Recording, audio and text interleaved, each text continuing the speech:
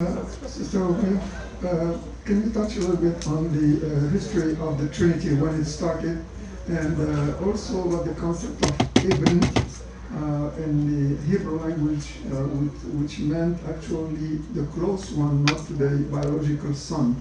And it was translated by the Son of God. Oh, yeah, that's a good one. It's an important issue that we have to clarify from the linguistic part. Right, yes. It's closer to the Arabic Ibn, yes, but it's not the biological son. Right, okay, yes, okay.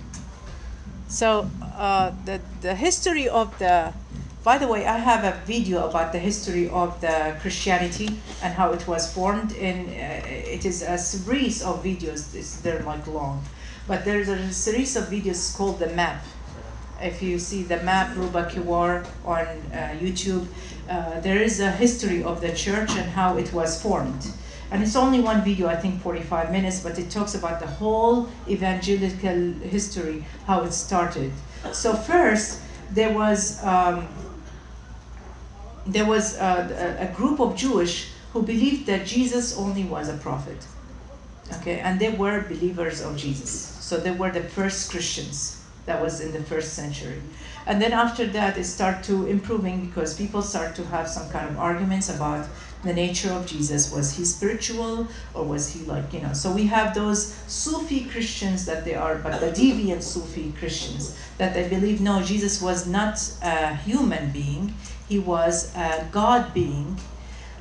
Because they were so affected by the Romans' theology, who believed that the gods can actually live among the human beings, and they are like God figures, like Zeus and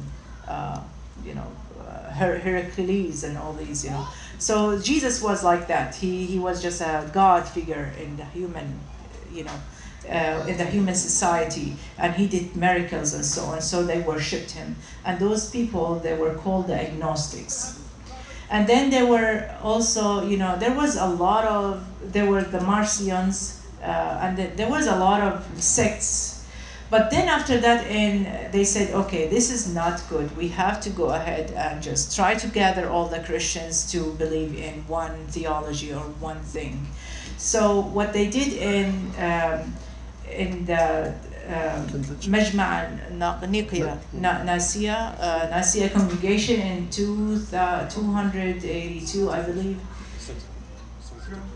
282, I think, I'm not really sure. It was like in the third century, where they said first that there is God the Father, and there is the Son underneath, and he's not God, and then the third is the Holy Ghost that come after him.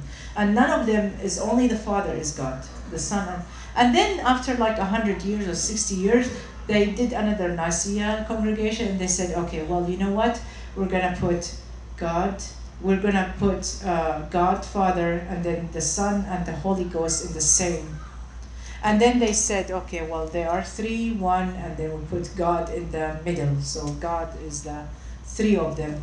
And then what they did is to justify how can be Jesus a human and God at the same time. There was another conflict between the churches, whether Jesus in nature has a physical nature and a spiritual nature, and nasut wal lahut, or if he's like one entity, like God figure. And that's why the Orthodox and the Catholic, they say he's one entity, he's like a God figure. And the Christians, like for example, the evangelicals, they say, or the Protestants, they say, no, he's actually has two natures, the physical and the spiritual, so on. So that was one.